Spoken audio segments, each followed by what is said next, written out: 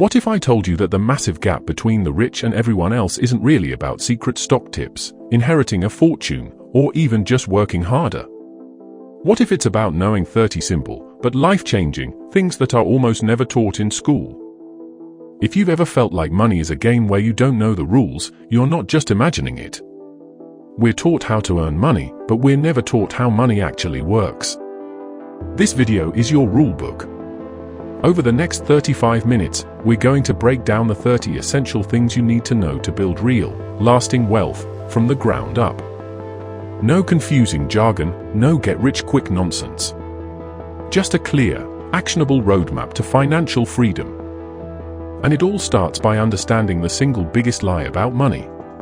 The lie is that getting rich is about math. It's not. It's about psychology. Your financial success has less to do with what you know and more to do with how you behave. It's driven by powerful emotions like fear, pride, and greed. Today, we're going to learn how to master your own psychology and make it work for you, not against you. Let's get started. Part 1. The Mindset Foundation. You're in a game of wealth. Before we talk about a single dollar, stock, or budget, we have to start here, inside your head. Because if your mindset isn't right, no amount of financial advice will work. These first 8 points are an interconnected system. Get them right, and you build a foundation for everything that follows. Get them wrong, and you'll be stuck in a cycle of fear and financial self-sabotage. Number 1.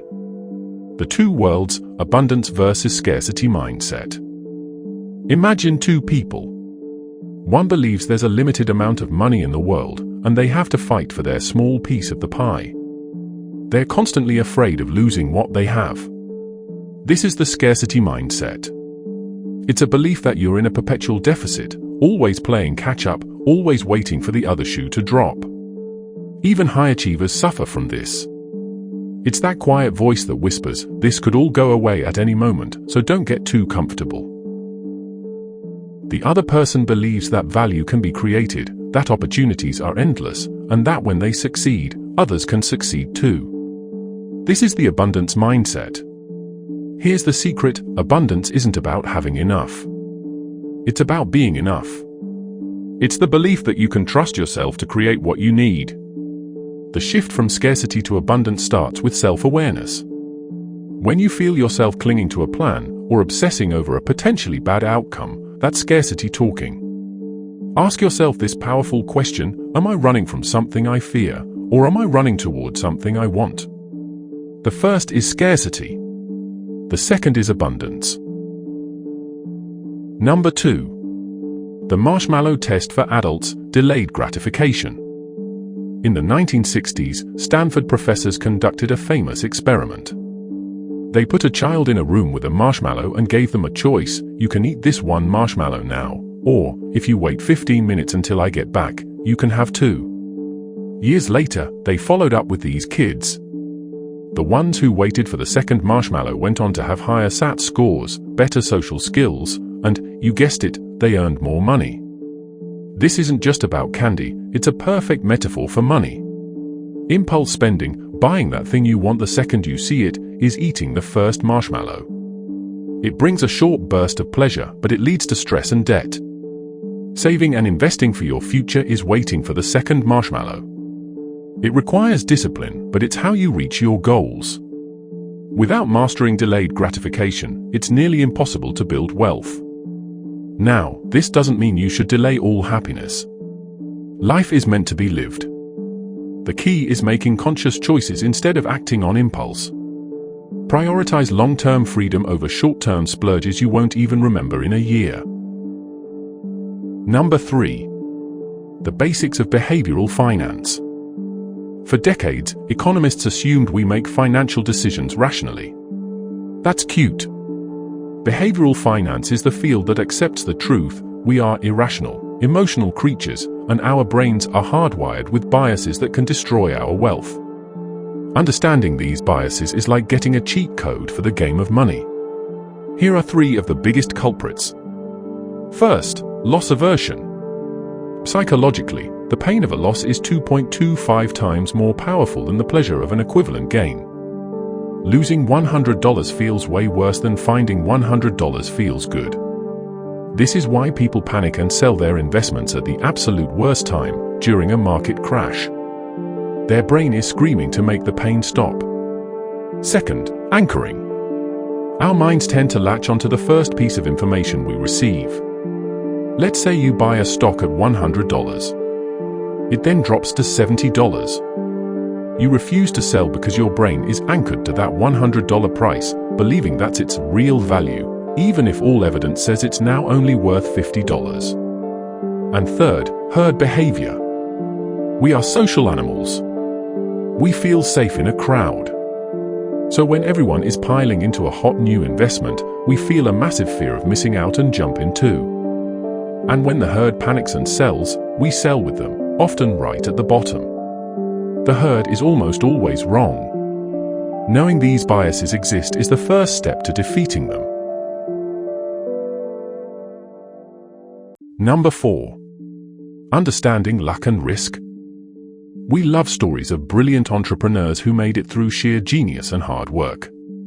But as Morgan Housel explains in his masterpiece, The Psychology of Money, success is never just hard work, and failure is never just laziness. Luck and risk are the invisible twins that shape every outcome. Consider Bill Gates. He was brilliant, driven, and had a passion for computers. He also had the 1 in a million luck of attending one of the only high schools in the world that had a computer in 1968. His classmate and friend, Kent Evans, was just as brilliant and shared the same passion. But Kent never got to be a part of Microsoft. He died in a mountaineering accident before he graduated high school, a victim of risk, another 1 in a million event. Same skill, same passion, but opposite ends of luck and risk. The lesson? Be careful who you admire and who you look down on. The person who succeeded may have had a tailwind of luck, and the person who failed may have been hit by the headwind of risk. So, focus less on specific individuals and more on broad, repeatable patterns. You can't replicate Bill Gates's luck, but you can replicate the habits of patience and consistent saving that are common among successful people. Number 5. Know how much is enough. The single hardest financial skill is to get the goalpost to stop moving. You think, if I could just make $100,000 a year, I'd be happy. You get there, and you immediately start looking at people making $200,000. This is a trap, and it's fueled by social comparison. There will always be someone with more money than you. This is the engine of lifestyle inflation. You get a raise, so you buy a bigger house, a fancier car, more expensive clothes. Your expenses magically rise to meet your new income, and you're no richer than you were before. You're just running faster on the same hamster wheel. It's why there's a famous saying, rich people stay rich by acting poor, poor people stay poor by acting rich. This is the core finding of the book The Millionaire Next Door. Most real millionaires live frugally, well below their means. The solution is to define your own enough. Not what social media tells you is enough, but what you truly need to live a happy, fulfilling life. True wealth isn't about having more, it's about needing less. Number 6. Nothing is free. Everything in life has a price. But the price isn't always obvious. If you want to build wealth in the stock market, the price isn't just the money you invest. The real price is dealing with fear, uncertainty, and volatility without panicking. Think of it like buying a ticket to a theme park. You pay the fee to get in, and in return, you get to go on the rides.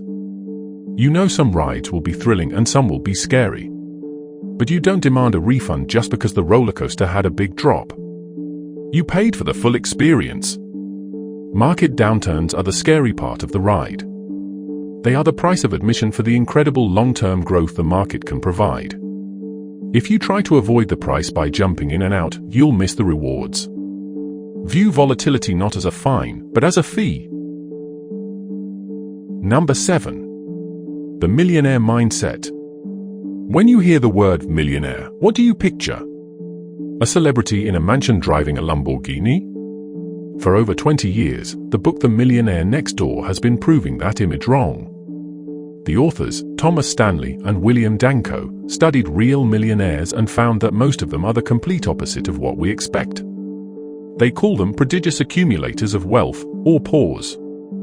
These are their secrets: they live well below their means. They prioritize financial independence far more than displaying high social status. They are masters of allocating their time, energy, and money efficiently. Many are self-employed or own their own business. They understand that wealth is not what you spend, it's what you accumulate. And they know that you aren't what you drive. As Morgan Housel notes, when you see someone in a Ferrari, you don't think, "Wow, that person is so cool." You think, "Wow, if I had that car, people would think I'm cool." You're admiring the object, not the person. Stop trying to look rich and start the real work of becoming rich. Number 8. The most important investment is reinvesting in yourself. Your salary and your business are your wealth-building engines. But the fuel for those engines? That's you. Your single greatest asset is your mind, and your greatest tool for building wealth is your own set of skills. In today's fast-changing job market, you have to be a lifelong learner. Acquire new skills, especially those that are in high demand. Pursue higher education or certifications that increase your earning power. But it's not just about professional skills. You must prioritize self-care. That means getting enough sleep, eating nutritious food, and exercising regularly. Burnout is the enemy of long-term success. You can't build an empire if you're too exhausted to get out of bed. Investing in your knowledge and your health isn't an expense, it's the highest return investment you will ever make.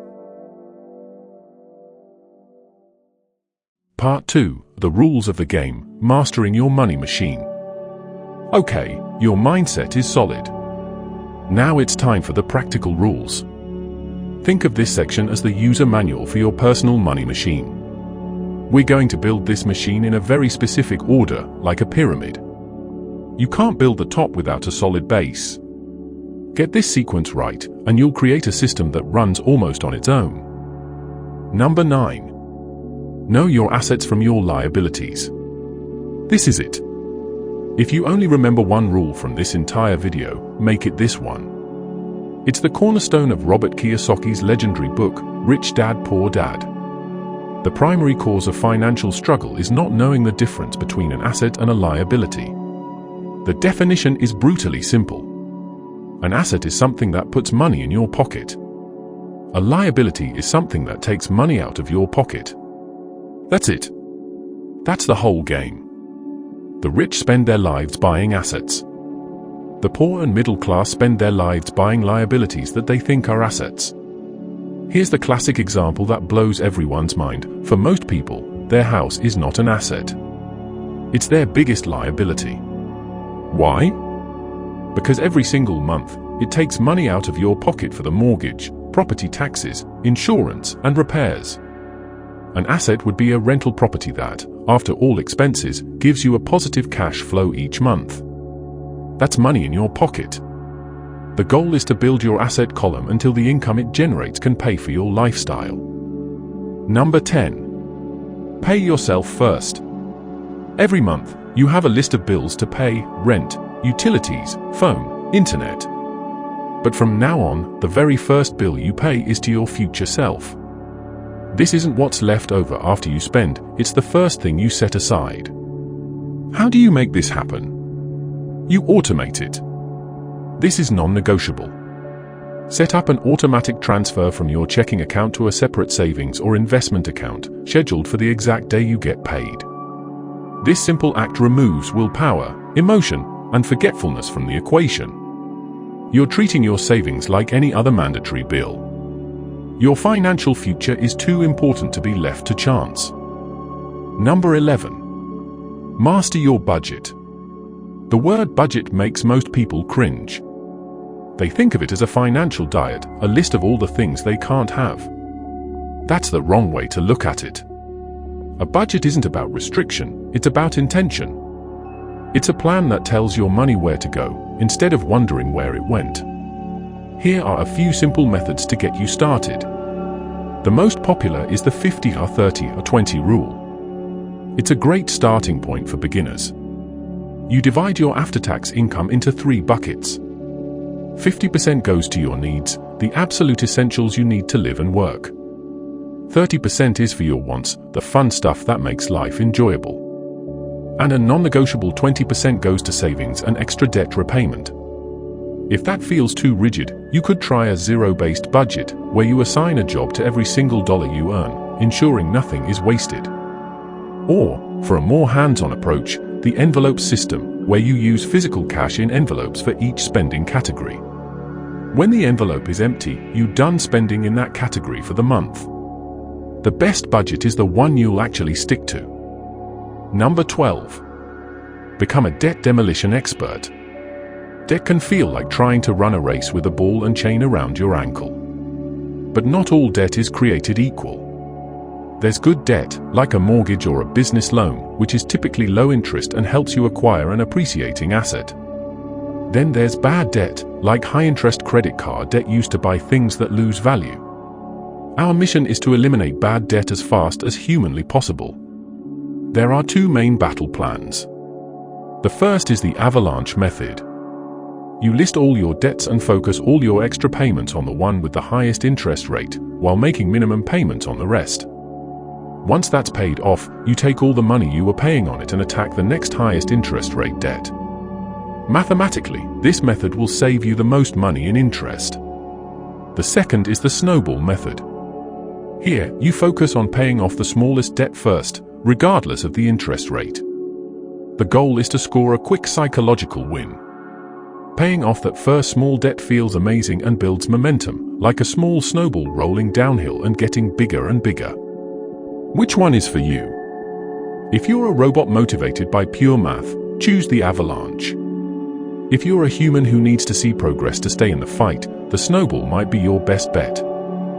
Number 13. The emergency fund. Life happens. Your car breaks down.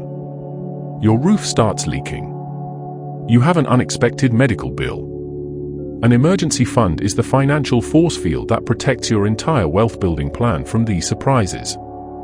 Without it, a simple emergency can force you to rack up high-interest credit card debt, derailing your progress for months or even years. So, how big should this force field be? Your first mission, priority number 1, is to save at least $500. That's enough to handle most small, annoying emergencies. Once you hit that, don't stop. Your ultimate goal is to build that fund up until it can cover 3 to 6 months of your essential living expenses, rent, food, utilities, transportation. It might take a while to get there, and that's okay. But every dollar you add makes your financial foundation stronger. Number 14. A painless guide to understanding taxes. They say there are 2 certainties in life, death and taxes. We can't do much about the first one, but we can get smarter about the second. You don't need to become a tax expert, but understanding a few basic concepts can save you thousands of dollars over your lifetime. First, know the difference between a progressive and a regressive tax. A progressive tax, like the federal income tax in many countries, means higher earners pay a larger percentage of their income in taxes. A regressive tax, like a sales tax, is a flat rate for everyone, which means it takes a bigger bite out of a low-income person's budget. Second, and this is crucial, understand the difference between a tax deduction and a tax credit. A deduction reduces your taxable income. So if you're in a 25% tax bracket, a $1,000 deduction saves you $250. A tax credit, on the other hand, is a $4 reduction of the tax you actually owe. A $1,000 tax credit saves you a full $1,000. Credits are almost always better. The key takeaway, no matter where you live, is that your government has rules that allow you to legally reduce your tax bill, often by doing things that are good for you anyway, like saving for retirement. Learn those rules. Number 15. Financial education. Let's circle back to a key idea. Your single most powerful asset is your mind. The rich don't just work for money, they take the time to understand how money works. Financial literacy is not a skill you're born with, it's one you build. Make learning a lifelong habit. Read the books we're talking about today. Listen to reputable financial podcasts. Watch educational videos. The more you learn, the more confident you'll become. And as you learn, set clear financial goals for yourself. Don't just say, "I want to be rich." Use the SMART goal framework. Make your goals specific, measurable, achievable, relevant, and time-bound. For example, I will save $5,000 for an emergency fund by the end of this year by automating a $417 transfer each month. That's a goal you can act on. Number 16. Avoiding lifestyle inflation. This point is so important it deserves its own spot. We touched on lifestyle inflation earlier, but let's make it practical. This is where the rubber meets the road in your financial journey. Resisting the urge to upgrade your life every time you get a raise is a superpower. Think of your wealth as the water level in a bucket. Your income is the water flowing in. Lifestyle inflation is like drilling new holes in the side of the bucket every time the water level rises. The flow increases, but so does the outflow, and the level never gets higher. Here's the actionable trick. The next time you get a raise, a bonus, or a new, higher-paying job, make a plan for that new money before it even hits your bank account. Decide right then and there that 50% or more of every new dollar of income will go directly to your investments and savings. This way, you can still enjoy some of your hard-earned money while ensuring that your wealth is actually growing. Part 3. The acceleration phase. Building your wealth engines. Alright, you've mastered your mindset and you've built your money machine. You're playing defense, protecting your capital and managing your cash flow. Now, it's time to go on offense.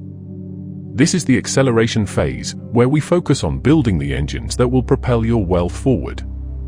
We'll frame this as a spectrum, a step-by-step path from where you are now to where you want to be. Number 17. Career versus entrepreneurship. To build wealth, you need fuel, and that fuel is income. There are two primary paths to earning a high income. The first is the classic way, building a fantastic professional career. This means focusing on professional development, acquiring valuable skills, and learning to negotiate your salary effectively. You can absolutely become wealthy as an employee, reaching executive levels with high six-figure incomes. This path offers stability, benefits like health insurance and retirement plans, and a more predictable trajectory. The second path is the smarter way, as Robert Kiyosaki might call it, entrepreneurship. This path offers unlimited earning potential, total creative control, and immense flexibility. However, the trade-off is massive. Entrepreneurship involves extreme risk, intense pressure, and incredibly long hours. And here's a sobering fact: most entrepreneurs are broke. Some studies show that 70 to 90% of new businesses fail within the first 5 years. So which path is better? Neither.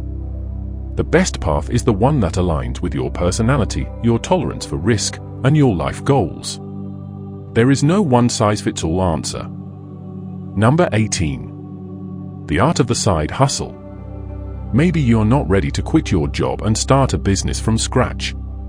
That's where the modern gold rush comes in, the side hustle. The gig economy has made it easier than ever to monetize your skills and your spare time. A side hustle can be a temporary tool to accelerate your debt payoff, or it can be the seed that grows into a full-fledged business. The possibilities are endless. You could do freelance writing, graphic design, or coding. You could become an online tutor in a subject you've mastered. You could drive for a ride-share service, deliver food, or sell your crafts on a platform like Etsy. To find the right side hustle for you, ask yourself 3 questions. First, what skills do I have that people would pay for? Second, do I need money right away, or can I build something slowly? And third, what is my ultimate goal? Number 19. Building real passive income streams. This is the endgame. This is the holy grail of financial freedom. Passive income is money you earn that requires little to no ongoing, active effort to maintain. This is how you truly make your money work for you, earning income while you sleep, travel, or spend time with your family. Passive income comes in many forms.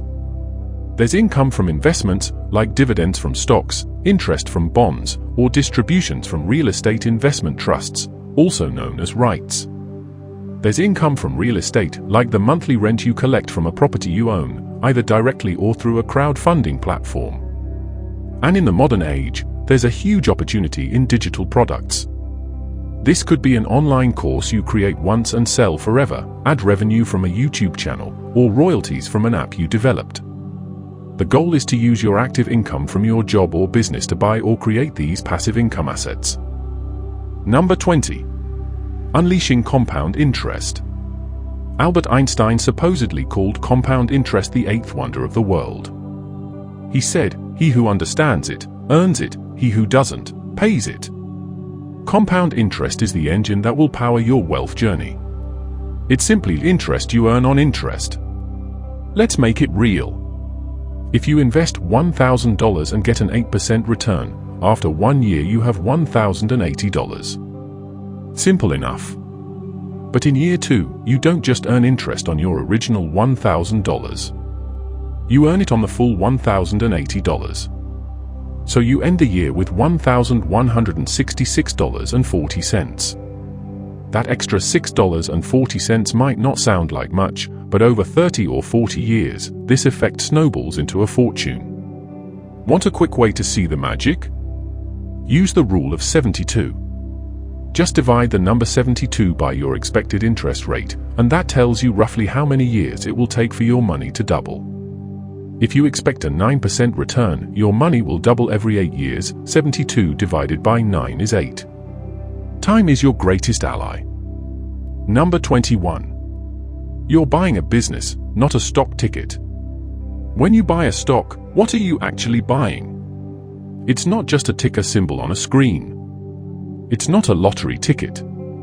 You are buying a small fractional ownership of a real business. You are a part owner of that company. This mental shift is critical. It moves you from a gambler's mindset to an investor's mindset. Think of investing like planting a garden. You carefully select your seeds, your stocks and funds. You plant them, and then you nurture them. You water them with consistent contributions. You protect them from pests by staying informed. And most importantly, you are patient. You don't dig up your seeds every day to check if they're growing. You trust the process and let them flourish over time. Number 22. The long-term view. Building wealth is not a get-rich-quick scheme. It's a marathon, not a sprint. The history of the financial markets teaches one clear lesson: it pays to stay invested for the long haul. People who try to time the market, jumping out when they think it's high and jumping back in when they think it's low, almost always fail. They miss the best days of recovery and destroy their returns. Here's a great analogy: the stock market takes the stairs up, but the elevator down. The growth is usually slow and steady over long periods, but the drops can be sudden, sharp, and terrifying. If you understand this ahead of time, you won't be surprised or scared into making a bad decision when the elevator drops. You'll know that the stairs upward will eventually resume. Number 23. Understanding your personal risk tolerance. Before you invest a single dollar, you need to have an honest conversation with yourself. How much risk can you stomach? Risk tolerance is your emotional and psychological ability to handle the ups and downs of the market without panicking and selling everything. It's influenced by your age, your financial goals, and your innate personality. But there's another crucial piece: risk capacity. This is your financial ability to take risks. For example, you might be a thrill seeker who loves risk, high tolerance, but if you're 5 years from retirement and need that money to live on, you have a very low capacity for risk because you don't have time to recover from a major loss. Your investment strategy has to align with both your tolerance and your capacity. Are you a conservative investor who prioritizes protecting your money? A moderate investor who wants a balance of growth and safety? Or an aggressive investor who is willing to take on big risks for the chance of big rewards? Knowing the answer is key to building a portfolio you can actually stick with. Number 24. Don't put all your eggs in one basket. This is probably the oldest and most famous rule in investing, and for good reason. Diversification is the simple idea of spreading your investments across various asset classes, like stocks, bonds, and real estate, as well as across different industries and geographic regions. Why is this so important? Because different assets behave differently under different economic conditions. When stocks are down, bonds might be up. When your home country's market is struggling, international markets might be thriving. By diversifying, you reduce the risk that a major downturn in one single investment will wipe out your entire portfolio. Think of it like a balanced diet. You wouldn't eat only one type of food because your body would lack essential nutrients. In the same way, your portfolio needs a mix of different assets to be healthy, resilient, and built for long-term growth. Number 25. The second best time is now. This ancient proverb is perhaps the most powerful antidote to the single biggest obstacle in investing: procrastination. So many people feel like they're too late to the party. They see the gains others have made and feel discouraged. They think, what's the point of starting now? The single greatest advantage any investor can have is time. Time is the fuel for the magic of compound interest. Yes, the best time to start was 20 years ago. But you can't go back in time. The second best time is right now, today. Don't let regret paralyze you. The most important step in any journey is the first one. Start today. Start small. Just start. Part 4, The Final Frontier, Staying Rich and Building a Legacy. You've built the mindset, you know the rules, and your wealth engines are firing. But the game isn't over. In some ways, the hardest part is just beginning. This final section is about navigating the modern world of money, preserving the wealth you've built, and understanding the true purpose of it all. Number 26. Navigating the gig economy and remote work. The very nature of work is changing before our eyes. The traditional 9-to-5 job for life is fading. We're now in the era of the gig economy and remote work. This is a double-edged sword. On one hand, it's an incredible opportunity. Remote work allows you to decouple your job from your location, potentially moving to a lower-cost area and dramatically increasing your real income. The gig economy opens up global opportunities, allowing someone in a developing nation to compete for jobs offered by companies thousands of miles away. But here's the other edge of the sword: this new world often comes without a safety net. Many gig economy jobs lack health insurance, paid sick leave, or employer-sponsored retirement plans. Income can be inconsistent and unpredictable. This means the responsibility for building a financial safety net falls 100% on you. The modern worker must be their own CFO, mastering budgeting, saving, and investing out of necessity. Number 27. A sober look at crypto and digital assets. No conversation about modern wealth would be complete without talking about cryptocurrency and digital assets. For many, especially younger generations, crypto represents a revolutionary, decentralized path to wealth, free from the control of banks and governments. It offers the potential for mind-boggling returns and has been hailed as a hedge against inflation. And some of that is true. But it's also the Wild West. The crypto market is defined by extreme volatility, with assets capable of losing over 70% of their value in spectacular crashes. The space is filled with speculation, and the regulatory framework is still being built, which means there are few protections for investors. So, what's the sober approach?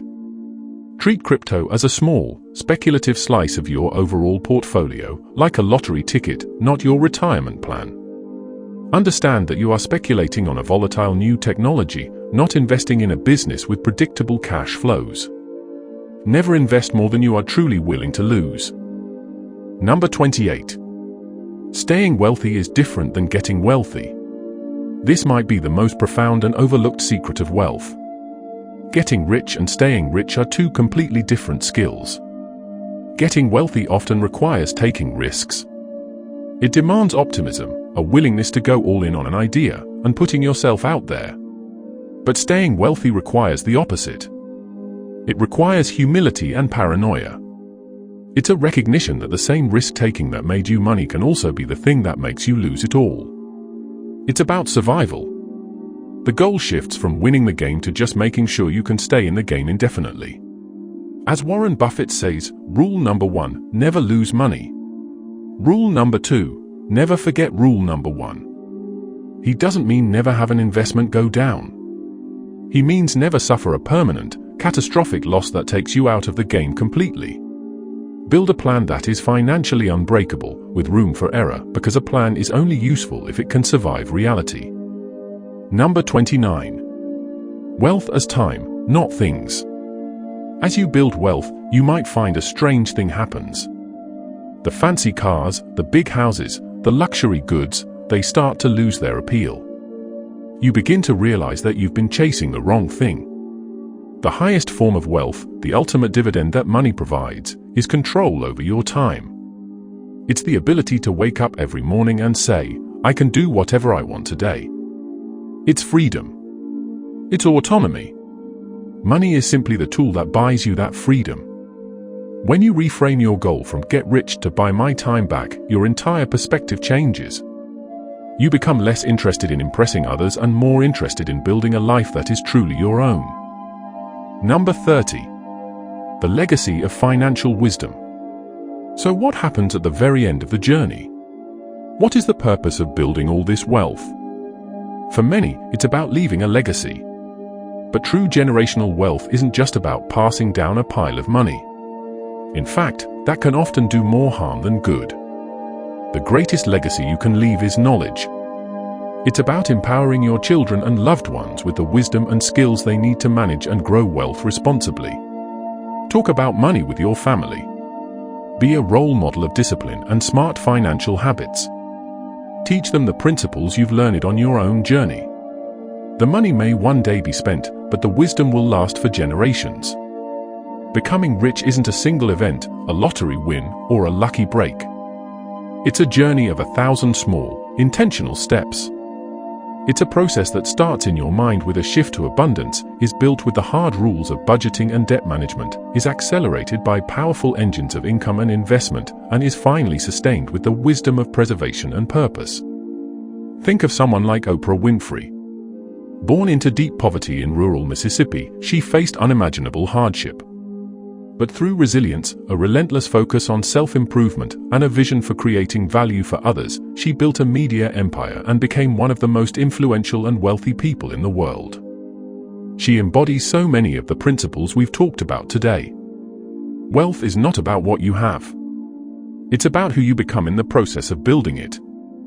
And in the end, perhaps the best definition of wealth is this: a truly rich man is one whose children run into his arms when his hands are empty. If this video sparked even one new idea for you, your journey has already begun. And finally, if you found value here, share this video with one person you care about. The best way to learn is to teach. Let's build wealth together. Thanks for watching.